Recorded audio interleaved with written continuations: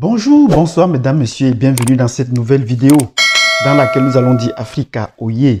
Et bravo à l'Afrique qui se réveille. Les Africains se réveillent de plus en plus. Et même si de temps en temps nous avons encore des relents de pouvoir critiquer nos hommes politiques, mais certains se réveillent et de plus en plus, beaucoup entrent déjà dans le rythme de se réveiller, de penser qu'il faut faire autrement.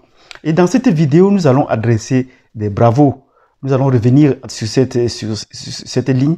Nous allons adresser nos bravos à des présidents africains qui font chanceler la France dans leur précaré et sur le continent. Donc, nous allons dire bravo à Assimi Goïta. Assimi Goïta, bravo, qui a déjà rappelé à la France plusieurs fois de relire les accords. Parce que là, il se peut que nous ne comprenons pas bien. Nous allons comprendre cela tout de suite. Nous avons également dit bravo au président Boari. Bravo au président Boari parce que le président Boari a également montré notre démarche à suivre. Et enfin, nous allons dire bravo à l'ambassadeur russe à Bangui.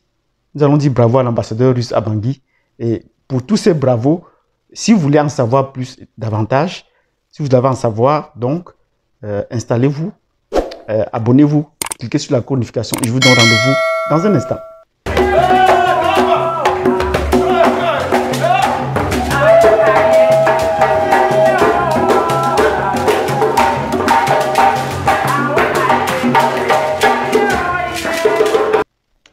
Bienvenue dans cette vidéo où nous adressons des bravos à des chefs d'État ou à des hommes politiques en Afrique qui contribuent au réveil et à l'éveil des peuples africains. Et les peuples africains suivent déjà cette démarche et tentent de comprendre des analyses qui sont un peu biaisées sur leur situation pour les maintenir dans la pauvreté, dans l'isolement et dans l'ignorance politique de leur situation. Et aujourd'hui, nous allons adresser des bravos à 3 hommes politiques qui sont en train de contribuer significativement au réveil de l'Afrique. Et parmi ces hommes, nous avons pris le jeune colonel Assimi Goïta, à qui nous continuons à dire bravo. Il y a beaucoup de rumeurs qui ont couru sur lui, sur sa capacité à pouvoir gérer ce pays et à pouvoir entreprendre la sécurité du pays.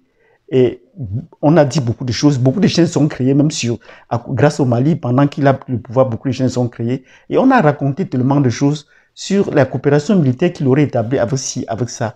Et pendant ce temps, les choses allaient tout doucement. Et pour nous, aujourd'hui, nous allons vous dire que nous avons des sources sûres, maintenant qu'il y a des contacts établis avec la Russie. Ce n'est pas encore, on a même vanté des matériels russes qui sont arrivés sur le terrain, pourtant ce n'était pas encore le cas. Or, maintenant, nous avons des sources sûres qu'il y a des contacts très avancés avec des sociétés que les Français présentent des groupes privés avec des sociétés russes sur le terrain. Et pour avoir confirmation de ces éléments, nous sommes retournés aux sources françaises, que nous ne suivons pas, que nous n'écoutons pas, mais que nous suivons de temps en temps. Parce que là, quand il y a quelque chose qui ne marche pas, la France réagit. Et les contacts qui ont eu lieu entre le groupe Wagner et le palais de Koulouba ont prouvé qu'il y a des choses qui ne vont pas bien du côté des Français. Mais pour nous, nous félicitons Assimi Goïta pour avoir déjà entrepris cette coopération-là. Et nous savons que le groupe Wagner est toujours le pont avancé de la coopération russe sur le terrain, même s'il y a d'autres manières de procéder que nous allons voir tout de suite. Donc, il y a eu des échanges avec le groupe Wagner et le ministre de la Défense a dit de façon politique qu'ils n'ont encore rien signé, mais qu'il y a des contacts. Et nous disons bravo à ce ministre de la Défense, à ce jeune ministre de la Défense malien qui parle dans un langage diplomatique. Mais à côté de là, ce qui nous rassure, c'est que Paris s'inquiète. Chaque fois que Paris s'inquiète, nous disons bravo, nous disons félicitations et nous disons merci. Paris s'inquiète et pourrait arriver même à mettre un terme à leur relation à la force Barkhane et nous disons merci. S'ils pouvaient le faire le plus tôt, ce serait pour le bien des Africains, le bien des Maliens. Nous le disons merci. Donc cette coopération, que le contrat soit signé le plus rapidement possible et que les Français puissent dégager le Mali et l'Afrique trouvera, et le Sahel trouvera la paix. Donc, qu'ils arrivent très vite. Et les Français, pour ne pas s'arrêter là, et c'est pour cela que nous félicitons le président Assimi Goïta, qui ne va passer par la France, qui a pris directement des contacts avec la société Wagner en question. Et les Français s'inquiètent. Et le ministre des Affaires étrangères français a préféré envoyer plutôt un émissaire à Moscou. Et nous disons merci à Assimi Goïta. Donc, il est parti plutôt à Moscou pour voir de quoi est-ce qu'il était question sur cette coopération-là, sur la signature des accords. Donc, voilà que Assimi Goïta fait déjà chanceler la diplomatie française sur sa relation avec le Mali. Et nous disons merci une fois de plus à Assimi Goïta. Parce que quand les Français vont déjà chercher les raisons ailleurs, parce qu'ils auraient frappé d'un coup, ils auraient tiré des conclusions, ils ont su que toutes les sanctions qu'ils ont prises contre le Mali jusqu'à présent n'ont pas abouti et que le Mali n'a pas changé de cap. C'est pour ça qu'ils vont maintenant ailleurs chercher des solutions à ce problème. Ben, la Russie leur donnera la réponse dont ils voudraient savoir. Donc nous disons bravo à Assimi Goïta pour cela, pour cette avancée-là. Nous disons également dans cette vidéo bravo au président Buhari. Vous savez, le Nigeria est une puissance économique et le moteur économique de l'Afrique de l'Ouest. Non seulement économique, et c'est également une puissance politique, mais également une puissance militaire. Il faut que je rappelle un peu ce contexte pour qu'on le comprenne. Le Nigeria, avec plus de 200 millions d'habitants, est le pays le plus peuplé de l'Afrique de l'Ouest. Parce que nous allons là situer dans le contexte de l'Afrique de l'Ouest, le pays le plus peuplé de l'Afrique de l'Ouest. Et c'est dans ce pays que la France a plus des intérêts. Vous vous souvenez, la société Total ou les Elf Total, c'est eux qui s'occupent du pétrole nigérien, de l'exploitation, de l'exploration, de l'exploitation, de la distribution, de la raffinerie et tout cela, c'est eux qui s'en occupent. Et vous comprenez que c'est un bastion fort. C'est également eux, le Nigeria, c'est également au Nigeria que les Français ont installé la première société de mise en truc qui s'appelait Peugeot. Donc, c'est au Nigeria qu'il y a la chaîne de montage Peugeot. Donc, nous disons, le Nigeria est un bastion fort, est un bastion important pour la France. Et depuis la guerre du Biafra qu'ils avaient commencé, le président Buhari était dans cette guerre du Biafra. Et c'est pour ça que les Français le tiennent en main. Les Français le tiennent en main. Donc, pour cela, le Nigeria a cette fois-ci refusé toute coopération militaire avec la France, même s'ils ont initié toujours,